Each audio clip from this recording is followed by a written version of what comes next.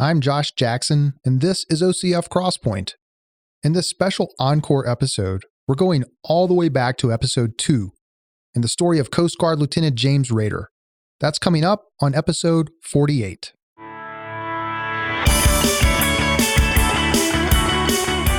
You're listening to the OCF Crosspoint podcast. This is the podcast dedicated to sharing stories of military life at the intersection of faith, family, and profession.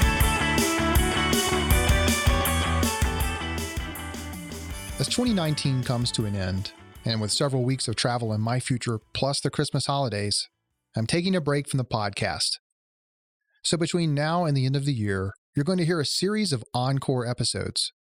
These are episodes that I selected from among the early days of the podcast because I think they still have a great message for you. An evergreen message, you might call it. Each Encore episode will feature only a portion of the original interview, so I encourage you to go back to that episode if you want to hear all of it. Okay, the first Encore episode that I want to share with you comes from episode 2. And in that episode, Managing Editor Karen Fliedner interviewed Lieutenant James Rader, who flew multiple search and rescue missions in the Houston area during Hurricane Harvey. In fact, Lieutenant Rader was awarded the Distinguished Flying Cross on October 9, 2019, for extraordinary achievement while participating in life-saving rescue operations during the hurricane. During the storm, he flew under 200-foot cloud ceilings, navigated unlit towers and exhaust stacks in near-zero visibility to conduct multiple search and rescue missions, including medivacing a 2-year-old girl, as well as a patient who required specialized medical care due to their injuries. And while the stories that Lieutenant Rader recounts are pretty awesome, I found 2 other points he made during the podcast even more profound. First, he shares his thoughts on where is God during the middle of both our literal and figurative storms of life. And second, he talks about his identity in Christ being foremost in his life, even above his profession. Okay, let's jump into the conversation between Karen Fliedner and Lieutenant James Rader in an episode that we titled, Navigating the Storms of Life. Is there any particular reason why you went Coast Guard as opposed to Navy? I think most people think nautical, they think of Navy. Sure, there is. I think a big reason for me was I wasn't really interested in the war, the combat kind of missions. Right. Part of that was I really wanted to do a more humanitarian mission, helping people. And the other big factor was that I didn't want to train for a mission I hoped I'd never have to do. Whereas in the Coast Guard, we get to train for these life-saving missions, and in peacetime and wartime, we get to execute them. Had you always had the intention of being a helicopter pilot, or how did that come about? Actually, I didn't have that intention at all. A lot of people go to the academy hoping to be a pilot someday, and I wasn't one of those. I had actually went to the academy. I'd never flown anything. Oh, okay. So my first plane ride was a C-130 going down to Puerto Rico. But I really got interested in it during the summer of junior year. I got to kind of go experience some aviation in the Coast Guard down in Mobile, and I said, this looks pretty cool. I might be interested in this. And so outside of Hurricane Harvey, what would some of the rescue missions, just for people that aren't aware of all the search and rescue that you would do, what would comprise some of the search and rescue that you would do?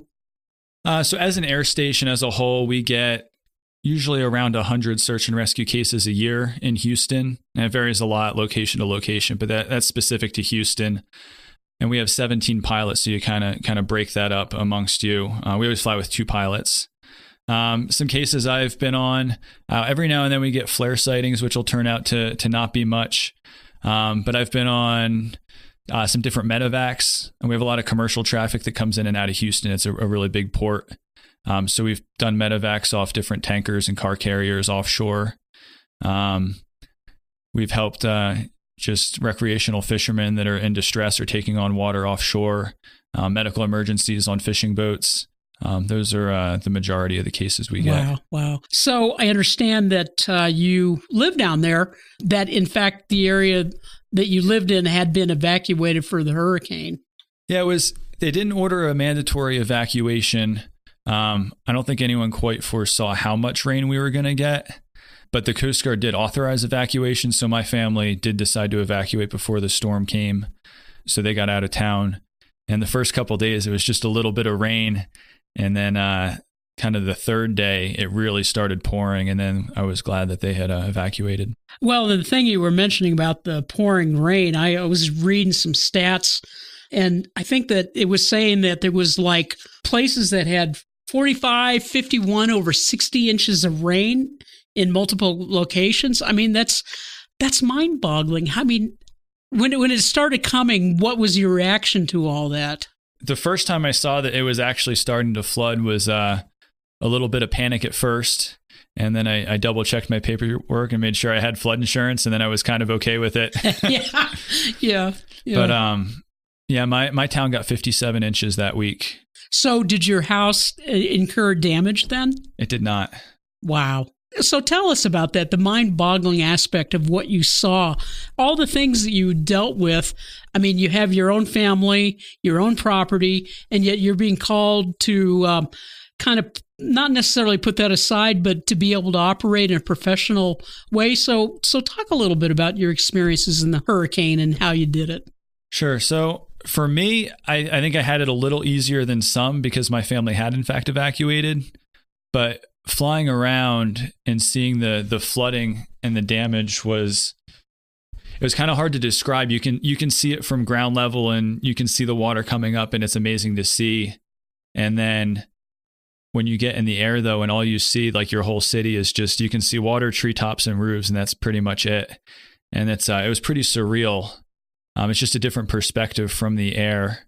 So the way that I actually got into work, that Sunday was when the flooding really started, and they started calling everyone at the unit, telling us they needed us to come in. But at that point, none of us could get in because the water was like 2 inches from my front door. So there was no way I could get anywhere. So they actually started flying around, took the helicopters we had and used them to start picking all of the crews up, and got us all into work by just parking lot, front yard, wherever they could land and pick you up. That's kind of how we all got to work that day. Oh my gosh. Wow. So like what would be the sustained amount of time that you worked in any time, whether it be a 24-hour day or over a period of several days? The first day was close to 24 hours for most people on the crew that I was with. Most of us had gotten up pretty early just with the flooding and trying to figure out what was going on with our homes and neighbors in distress. So we came into work, flew a little bit, and then I personally was on the overnight crew. So I got called around midnight that night and then kind of flew through the night into the morning, and then we got some rest. But then they started bringing different pilots and air crews from other air stations started coming in. And once they started coming in and augmenting, we were able to rotate out and try and get adequate rest. Oh, okay. Tell us a little bit about maybe the sights, the sounds, just what you observed around you in the terms of the damage, the rain, and just the human expression and the way that people were trying to deal with it. Yeah, what we saw was pretty bad weather. We get to see some weather in Houston. Other areas have it worse, and some have great weather. The interesting thing with flying in the hurricane that was very different than our other search and rescue cases was that it was in an urban environment. So normally, if you have a 300-foot ceiling, you're flying around at 250 feet over the water, there's not a whole lot of obstacles out there, maybe some ships or oil rigs. But then when you have that weather in an urban environment, it was pretty surreal to see, to be flying around the city where the tops of the buildings are in the clouds. And then you have power lines and towers and all other things to contend with, which then got compounded because power was spotty in the city. So we did encounter a few towers that were unlit. So you can't really even see them at night. And it was pretty dangerous flying. But then the wind started getting pretty strong as well. And then we had some situations where you get in some pretty bad turbulence and downdrafts coming off buildings and structures in different places where you wouldn't ideally want to put yourself. But there was a lot of gain to be had when you're saving people in a situation like that. The daytime flying was kind of fun because we're doing what we trained to do. Right. The weather wasn't great, but you had some daylight, so you could see things pretty well. And it's extremely rewarding to get to help people in such distressing situations. Like, for example, the one gentleman we picked up was having heart issues, and he was on the second floor of his home, and the water was up to the first floor was flooded, and it was starting to come up in the second floor. Mm. So we put our rescue swimmer down on the roof, and he kind of went in a window on the second floor, and we were able to hoist him up. And of course, his house was surrounded by trees, which made it a little more challenging. Oh my gosh! And he had 3 dogs he wanted to bring with him, so we picked him and his dogs up. And that's just one example of, it was really rewarding to help people in a really bad situation. So what were some of the other experiences that you had? Because I read where there were critical medical transports, and I'm thinking that he probably fell under the category of that. Those are referring to the first night I was talking about, how I was on the overnight crew. So they put me and another pilot who were both Houston pilots, so we're familiar with the area. And the flying was dangerous enough during the day. So at night, it was only the highest gain missions are what they wanted to do. And they wanted us there because we were familiar with the area and the local hazards. So the calls that we got were medical transports. So they were hospital to hospital. And it was really interesting situations like that during such catastrophic flooding, because you don't have things that you take for granted, like the ability for ambulances to drive on the streets. And then even the life flight, the commercial medevac guys, they weren't flying either in the weather. So really the only way for these patients to get from hospital to hospital was the Coast Guard, or if there were any other military helicopters out there, which there weren't that night. It was actually just us, which was pretty surreal. But there was 2 situations that they called in and had patients they needed to get to a higher level of care at a bigger hospital, and they were both life or death. If you can't get them, they're not going to make it. And the weather was pretty crummy, and kind of said, well, I can't look at myself in the mirror if I don't try. So we went and we got them. Being in this extreme weather situation harkens back to what you were talking about. The reason why you went into the academy was from the humanitarian aspect of it. What was it for you in that respect you don't ever want a disaster to fulfill a dream, but in some ways you were doing exactly what you had hoped to do. Yeah. And disasters like that are kind of the Super Bowl for us as rescue pilots. Super Bowl.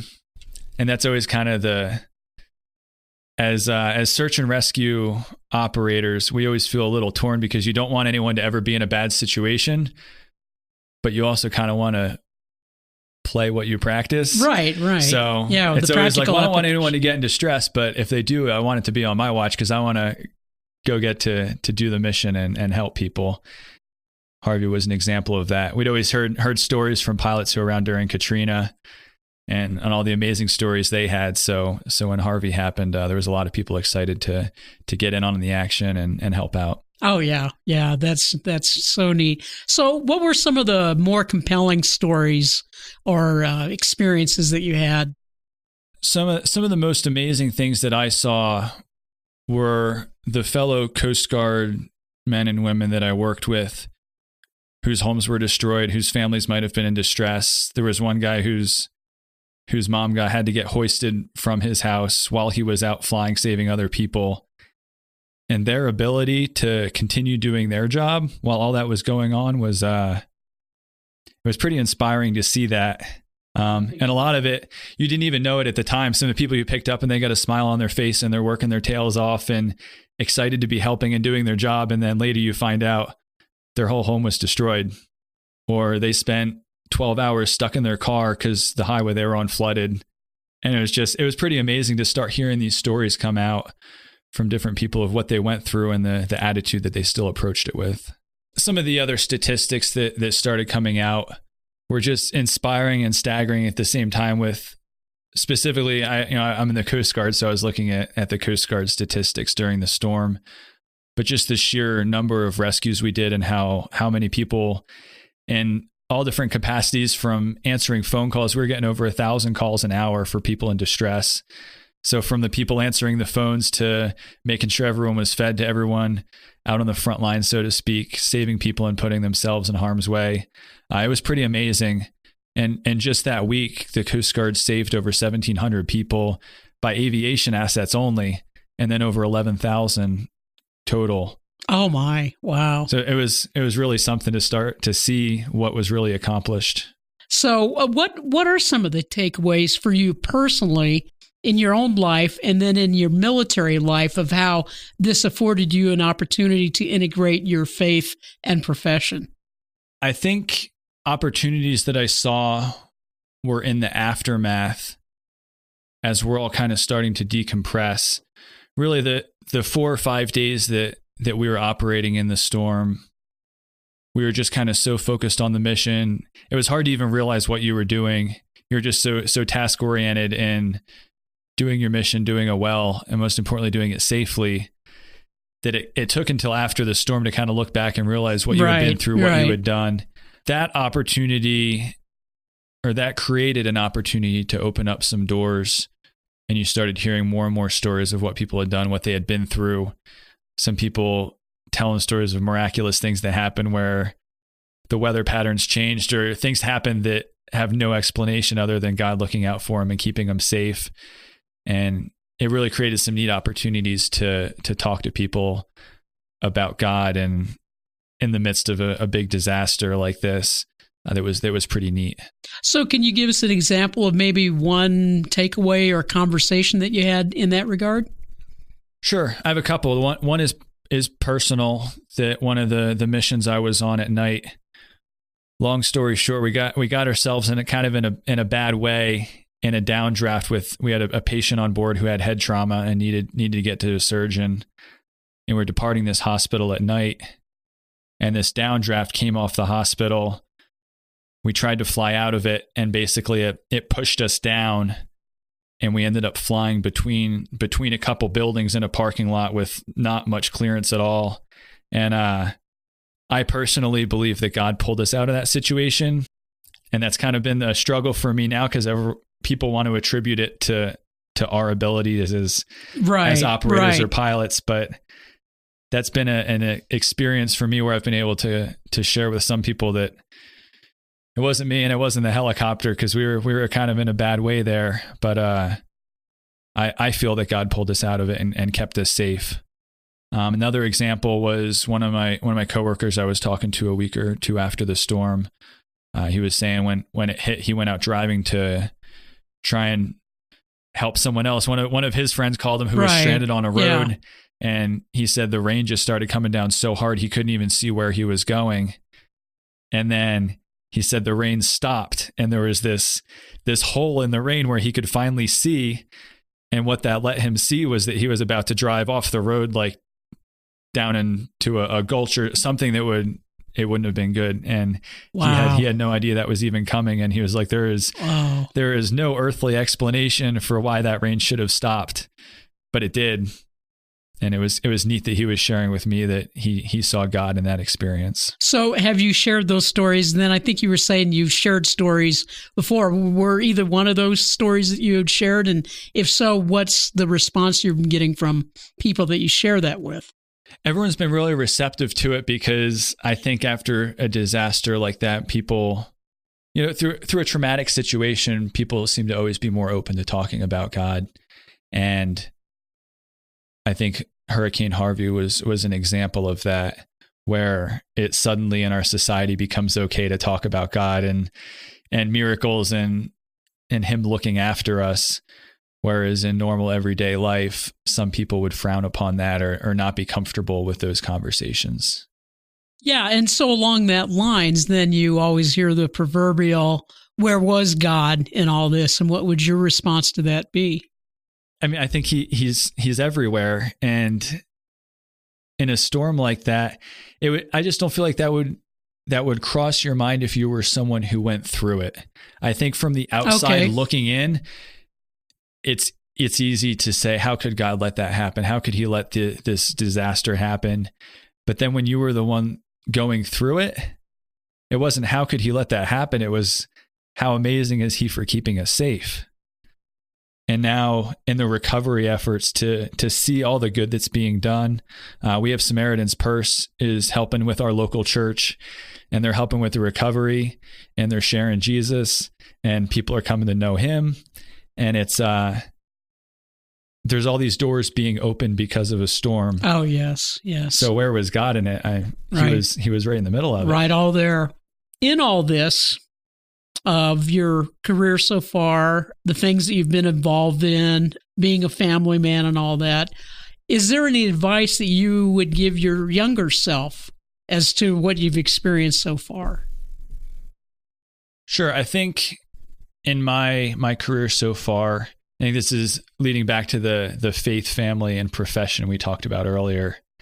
On the point of faith, I think my advice to myself would be to be intentional about your faith and to be determined to stay in fellowship and accountability and involved with brothers and sisters wherever you go, to not try and do it alone, to go with somebody and to stay plugged in, even if it's from a distance, if you have to do it that way, but to be intentional with that. Because if you just say to yourself, oh, I'll do my best. Oh yeah, I'll try and find a church. I'll try and find a brother or sister.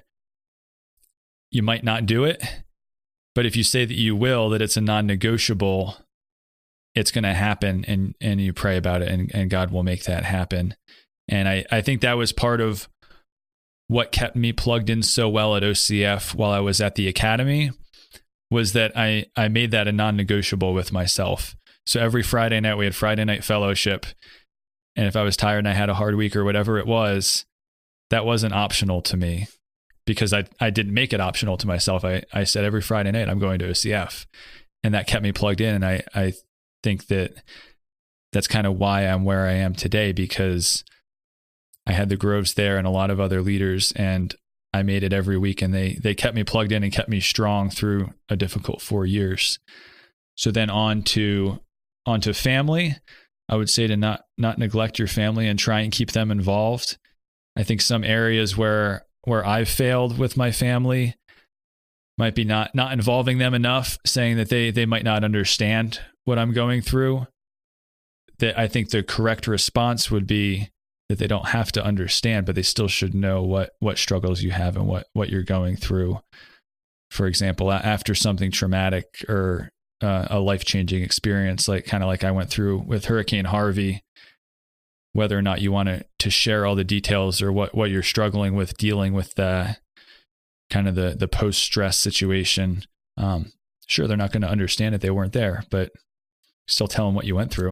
So with profession, I think the lesson that I've been learning more and more is that your profession isn't your identity. So it's kind of hard when you have a really cool job that people love to hear about, and it's a lot more exciting than, quite frankly, a lot of people's jobs, and people love to hear about it. And that kind of is really easy to let that become who you are. But it's not who you are. It's what you do for a good bit of your time. Good distinction, yes. But that's not who you are.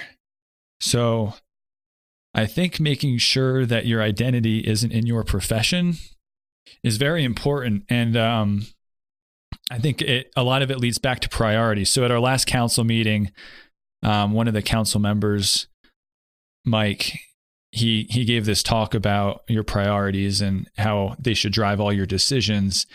And what he said was his priorities are faith, family, and fitness. So that had a huge impact on me. And I've been learning more and more to make decisions based off what my priorities are. And being a military officer is great, but it's not who you are. And it can be a priority if you want it to be, but it shouldn't be that high up on the list. So leading back to your identity, what I've been learning is your outlook when every day when you leave the house, when you go to work, with whatever you're doing, if you keep telling yourself who you are is a child of God, an ambassador, you're going to have a very different day than if you go out and be like, oh, my day, what am I? Oh, I'm a helicopter pilot. Oh, I'm the cool guy that wears a flight suit to work and goes and flies a shiny orange thing. It's not who you are. It's a fun thing that you get to do, and it's a privilege, and I love it. I think more and more I'm trying to not place my identity in what I do. So that would be my advice to myself. Well, that's going to do it for another episode of OCF Crosspoint. And as always, if you have an idea for a guest, topic, or story you'd like for us to consider on a future episode of the show, send an email to me at podcast@ocfusa.org. Thanks for taking time out of your day to spend it with us. And we hope that you'll join us for the next OCF Crosspoint. The views expressed by the hosts and guests of Crosspoint do not necessarily reflect the official policy or position of Officers Christian Fellowship of the United States of America, its governing council, staff, or of the U.S. government, the Department of Defense, or any branch of the U.S. Armed Forces. For more information about Officers Christian Fellowship, go to ocfusa.org.